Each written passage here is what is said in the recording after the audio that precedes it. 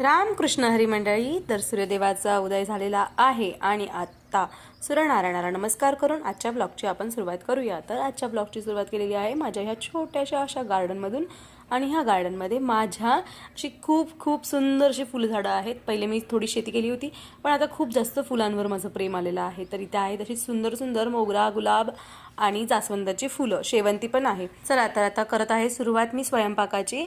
तर मी काल पूर्ण घराची साफसफाई केल्यामुळे मला काही भाज्या साफ करायला वेळ मिळाला नाही, तर आता मला भाजी पण बनवायची आहे, नाश्ता पण बनवायचा आहे। तर मी चपाती भाकरी दुपारी बनवते जेवणाच्या वेळेला। तर आता इथे मी थोडा रवा वगैरे भाजून घेणार आहे, कारण मला आता बनवायचं आहे उपीट। आणि तर त्यात मला काही काल साफसफाईमुळे डबे सगळे इकडे तिकडे झालेत, मला काही रव्याचा डब्बा सापडत नव्हता लवकर। तर मग आता मी पटपट रवा भाजून घेते आणि रवा भाजत भाजत मेथी पण साफ करायची आहे। इकडे मेथी साफ करून झाली, रवा भाजून झालेला आहे। आता देत आहे मी रव्याचा उपीट करण्यासाठी देत आहे फोडणी। तर इथे